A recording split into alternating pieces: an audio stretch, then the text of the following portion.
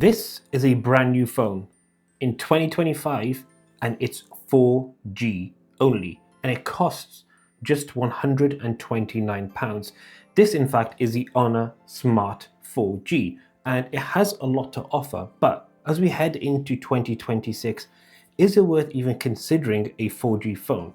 The results may surprise you. The 400 Smart is actually a pretty good looking phone, especially in this desert gold color with then the black accent around the camera housing, and along the frame here you get your volume up and down and power button. Along this side you get an AI short key, which we'll get to later in this review. Up front, however, you get a 6.77-inch TFT LCD display with 120 Hz and 850 nits of peak brightness. So that display itself is pretty basic, but if you do watch content back on here, it's actually pretty good with good overall balance in colors and quality. And then the bottom of the frame does house a pretty large chin, and thus you get 86% screen to body ratio. Overall though, the display for this price range and the look of the phone is actually pretty good. But one feature that I did not really expect but has come to pass is the durability of this phone, and that is it has drop detection from up to 2 meters, and you can even use this phone when it's fully immersed in water, take it out even with the screen wet.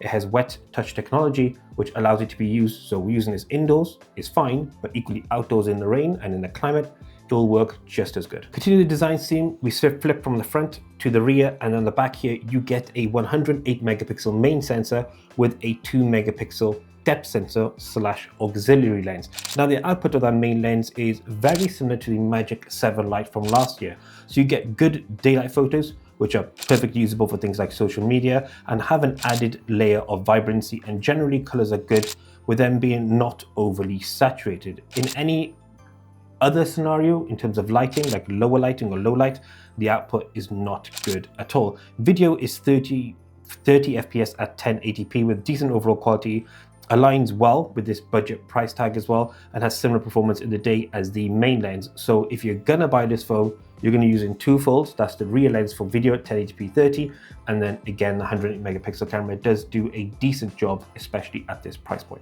The 400 Smart outer box gets you Android 15 and Magic OS 9, and you still get some of the really great AI features that Honor is sort of synonymous and known for. Things like Magic Portal. So if you double tap on your display, or if you draw around some context or text, you can drag this into things like your notes to create and generate a note, which is super sick. And then one of the other elements here is of course that AI button along the frame. Now this is actually super useful and helpful and has really good functionality.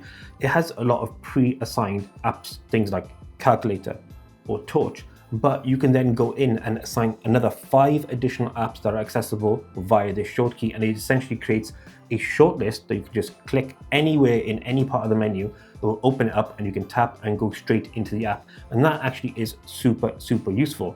Back to the AI features though, a couple of things I was really surprised at here is awesome is AI eraser is on here. So if you want to remove something from an element or a photo that you don't want to clean up the image, you can do that. And you also get the brilliant AI outpainting, which makes an image smaller or larger or frames it into like a portrait from a landscape image, which is sick.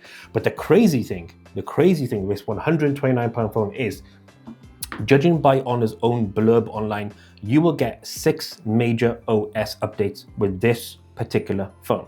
Now that may not mean the whole host of features, but you're gonna get the OS update, which is sick. And I would assume alongside that, you'll also get that many years of security updates as well. So the Honor Smart 4G is powered by the Snapdragon 685. And when it comes to gaming, you're gonna wanna keep this pretty light.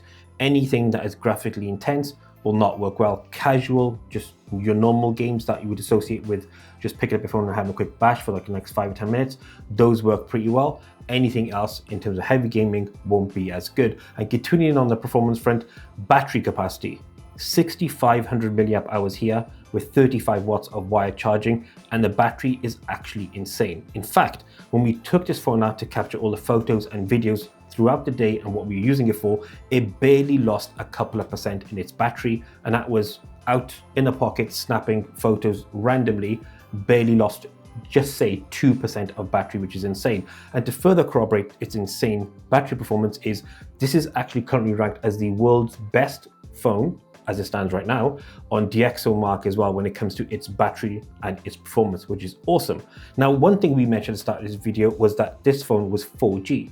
Now, most phones nowadays are 5G, but what is the actual real world difference? Well, we thought we'd break out a 4G phone in the same SIM used in a 5G phone as an S25 Ultra. And as you can see by the results here, there is difference, but it's not a huge drop off. 3 tests run on each device, and you're looking at maybe 10 megabytes faster speeds on the S25 Ultra, but if you run them across a single test, there's little to no difference between those two phones. So can a 4G phone exist in 2025? Now you have your answer. The Honor 400 Smart is not for everyone. I think that goes without saying, but this phone does have a place and does exist for a reason. This is ideal for those who want a basic phone that will just do your calls, your text, your social media, a few AI features, and has a large display, and most importantly, has an incredibly large battery. And for those people, this is a slam dunk buy. For anyone wanting to game extensively or have a better camera output for day and night, look elsewhere. This isn't the right view. But let us know in the comment section below your thoughts on 4G phones in 2025 and into 2026. Do they matter? Should they exist? If not, let us know in the comment section. And watch there, be sure to like and subscribe. Until next one, as always, we out.